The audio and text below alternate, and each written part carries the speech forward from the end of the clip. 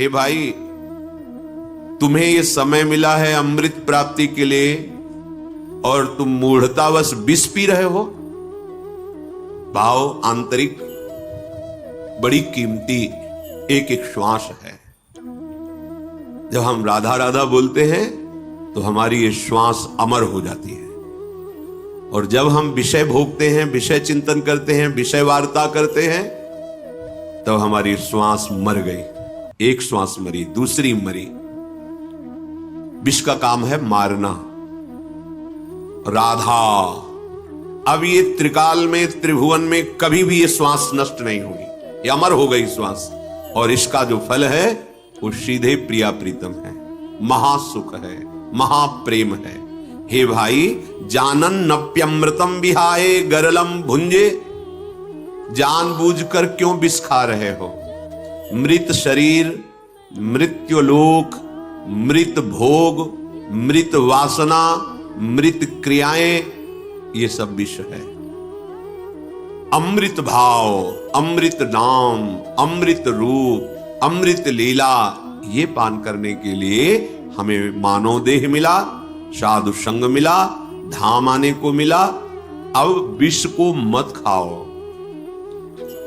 अगर विष को वैदिक से शोध कर लिया जाए तो शक्तिवर्धक हो जाएगा, रोगनाशक हो जाएगा। हर विषय में एक विष छुपा हुआ है जिसका नाम है आसक्ति, और वो दुर्गति कराती है। देखो, छोटे छोटे भोगों में आसक्ति है, हम इसके बिना नहीं जी सकते, हम इस नशा के बिना, हम इस भोग के बिना, हम ऐसा किए बिना नहीं रह सकते, नहीं जी सकते। ये जो विषया, इसे आसक्ति कहते हैं। अगर यही विषय शास्त्र सम्मत प्रभु को अर्पित करके प्रसाद रूप से सेवन करो तो वही आपके जीवन का परम मंगल कर देंगे। पर प्रभु को स्वामी मानकर, अपने हृदय भाव में अपने को सेवक मानकर तुम्हें ही निवेदित भोजन करें। हर चेष्टा, ये तो सर्वाणि कर्माणि मयि सन्न्यस्य मत पराहा, मेरे परायण होकर सारे कर्म मेरे को अर्पित करो। अब वो कर्म मृत नहीं हुए, अमृत हो गए, भगवान को समर्पित हो गए। तो हे भाई, क्यों तुम मूढ़ता करते हो?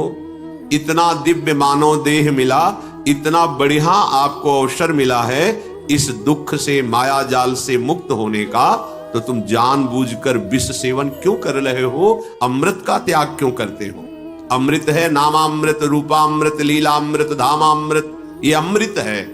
इसका पान करो, इसका गान करो, इसका श्रवण करो, मनन करो, जीवन भगवतमय बना लो। स्वयं बंधनम प्यारति व्रात निबंधनम दृढ़तरम कुर्वे सदृक् सुगंधवत। अरे भाई, तुम्हें दिखाई नहीं दे रहा? तुम्हारा मनुष्य जीवन मिला है मुक्त होने के लिए और तुम बंधते चले जा रहे हो।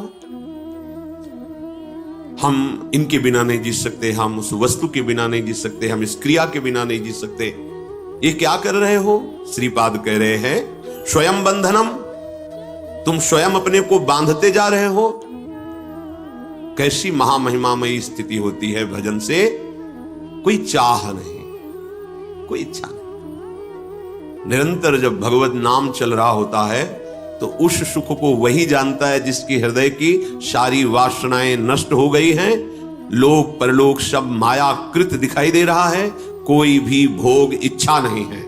उसके हृदय में जो सुख होता है वो वही जान सकता है। हे भाई, तुम अंधे क्यों बन रहे हो?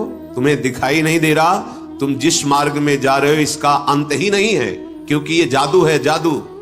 संसार मार्ग ये मायापति का जादू है। उनसे विमुख होकर चलते रहोगे, यात्रा कभी पूरी होगी ही नहीं, आज तक नहीं पूरी हुई।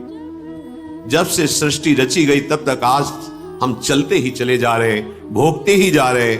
न कहीं विश्राम है, न कहीं सुख शांति है, बस खोज ही खोज चल रही सुख की, विश्राम की, गलत दिशा में। धन से सुख, भोगों से सुख, मान प्रतिष्ठा से सुख की हमें प्राप्ति हो जाएगी, और ये खोजते खोजते अनंत जन्म व्यतीत हो गए।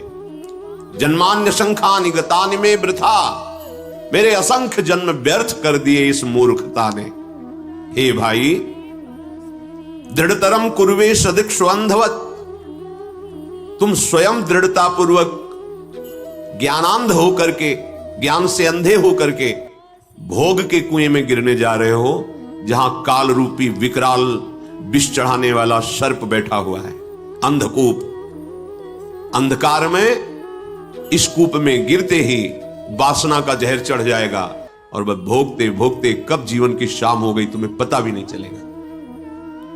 श्रीपाद कह रहे हैं, श्री वृंदाटवी मातरेकम ही मज्जीवा तुरस्ति स्वयं। ये वृंदावन धाम माता की तरह आने वालों से प्यार करता है। जैसे परदेश गया हुआ बच्चा अपने घर आवे तो मां कैसे मिलती है, ऐसे प्यार करता है वृंदावन धाम। यहां जो आप आए हो, ये श्री राधिका कृपा बिनु सबके मनन अगम्य। किशोरी जी की कृपा के बिना यहां तुम सोच भी नहीं सकते कैसा होगा वृंदावन। वृंदावन नहीं बोल सकते, आने की तो बात जाने दो। तो यहां से लाभ लेके अमृत पी के जाओ। लाभ यही, कोई भी अभिमान जनित यहां चेष्टा मत करो, देहाभिमान जनित। अगर कोई अभिमान जनित तो महारानी का महल है, दिव्य शक्तियां यहां सेवा में खड़ी हुई है। वृंदावन यही विधि बशय, चाहे 5 मिनट, चाहे 1 घंटा, 1 दिन, 2 दिन, महीना, पूरा जीवन, जितना समय श्री जी ने तुम्हें पास किया यहां रहने का, तो तुम कृपा करो अपने ऊपर। वृंदावन यही विधि बशय तजिक सब अभिमान, तृणते नीचो आपको जाने सोई जान। जो अपने को तृण से नीच समझ करके सेवा में संलग्न रहता है, वो वृंदावन की दिव्य महिमा को, प्रिया प्रीतम की प्रेम रस को, प्रिया प्रीतम की गूढ़ रहस्यमयी एकांतिक लीलाओं को वो देख पाता है, समझ पाता है, सेवा में सम्मिलित हो पाता है। हे भाई, जीवन में अब एक ही आशा रखो, क्योंकि आशा से ही आशा काटी जाती है। अगर लोहे को काटना है तो उससे लोहे का ही यंत्र होता है। तो आशाएं हमारी जन्म जन्मांतर भटकाने वाली हैं। आशा ही परमम दुखम नैरास्यम परमम सुखम। तो इस आशा को हम कैसे काटे जो बंधन वाली है? तो बोले आशा करो अब कि इस जन्म में अब हम इस झूठे संसार से मुक्त होना चाहते हैं। हम बहुत जन्म हो गए विषयों का सुख भोगते हुए, खोजते हुए। अब एक बार तो देखना चाहते हैं भगवदानंद किसे कहते हैं। जैसे कि एक बार तो हमको ये भोगने को मिल जाए, एक बार ये पद मिल जाए, एक बार मैं ये बन जाऊं। ये सब हो चुका है। आप सच्ची मानिए, आप इंद्र भी बन चुके हैं, प्रभु के अंश हैं, आप बन चुके हैं, देवराज इंद्र भी बन चुके हैं। आपको लगेगा हम कैसे बन सकते हैं? राजसूय यज्ञ चल रहा था तो अर्जुन जी महाराज के पास प्रभु श्री कृष्ण विराजमान थे। तो एक चावल का छोटा सा किनका लेकर के, एक टांग टूटी हुई थी चीटे की, 3 टांग से लड़खड़ा के चल रहा था। भगवान की तरफ देखकर अर्जुन जी ने कहा, देखो प्रभु कितना कष्टमय इसका जीवन है। प्रभु क्या इसको कभी सुख मिलेगा? एक तो इतना कमजोर, और उसमें भी एक टांग उसकी टूटी, 3 से चल रहा है, आधा दाना चावल का बड़ी मेहनत से ले जा पा रहा है। प्रभु इससे कभी सुख मिलेगा? तो उन्होंने कहा, अर्जुन ये 14 बार इंद्र बन चुका है, 14 बार देवराज इंद्र बन चुका है। ये सुख की खोज किसी लोक में पूर्ण नहीं होगी। अब हमें भगवदानंद चाहिए। कैसा होता है, क्या है, कैसा लगता है, इस प्रश्न में मत फंसो। एक बार केवल निश्चय करो, आशा करो। आशास्य दास्यम वृषभानुजायास तीरे समध्यास्य च भानुजाया कदानु वृंदावन कुंजवी थी शुहाम राधे रतितिन भवेन।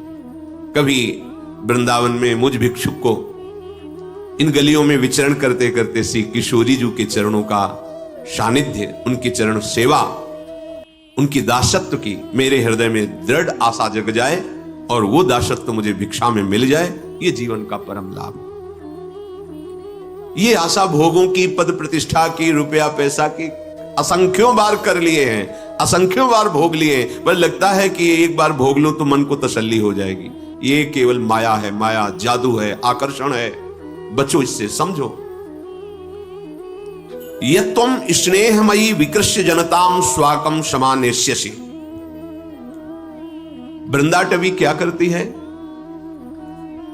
अपने प्रेमी महात्मा का संग करा देती है, क्योंकि रतन तो बहुत कीमती है, पर जौहरी के बिना उसका ज्ञान नहीं होता। जौहरी जब बताता है कि इतने करोड़ का ये हीरा है, तो उसी समय हमें उतने धन का भाव आ जाता। ओहो, हमारे पास जो छोटा सा है, हम समझते थे क्या होगा इससे, पर ये तो करोड़ों की कीमत का है। ऐसे ही हम वृंदावन को एक नगर की तरह देख रहे हैं, पर जब कोई रसिक प्रेमी जौहरी हमें बताता है कि अहो भाग्य, अगर एक क्षण भी यहां हमारा राधा राधा कहते व्यतीत हुआ, अहो भाग्य, अब जीवन की दशा पलट जाएगी, देख लेना।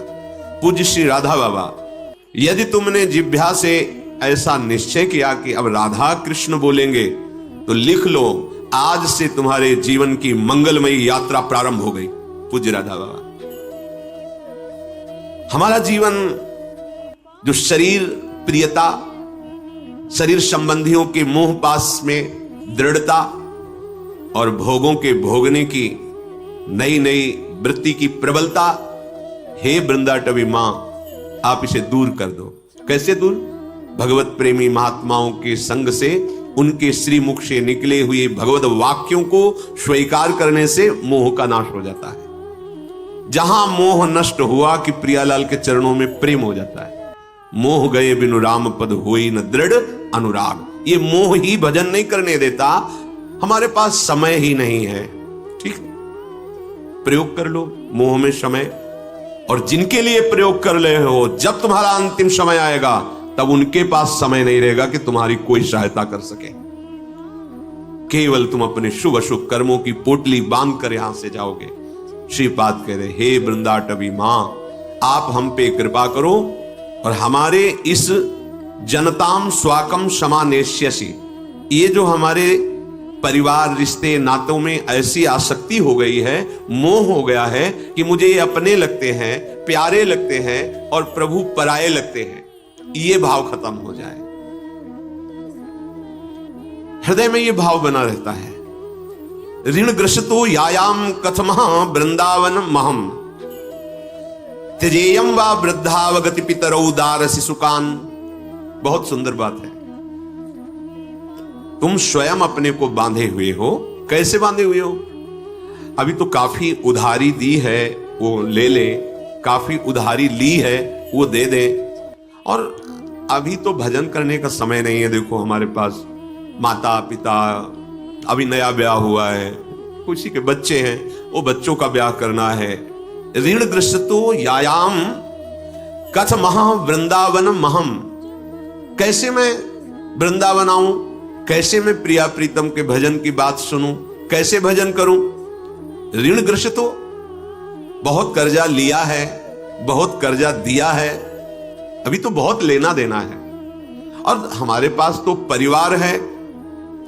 त्यजेयम वा वृद्धावगतिम पितरौ दार शिशुकान, मेरे माता पिता, वृद्ध वयोजन, स्त्री पुत्र परिवार, कथम वा मज्जीवान बत परिहरेयम निज जनान, मैं ऐसे अपने प्यारे परिवार को, प्यारे पुत्र को, प्यारी स्त्री को कैसे इनको भूल जाऊं और भजन करूं?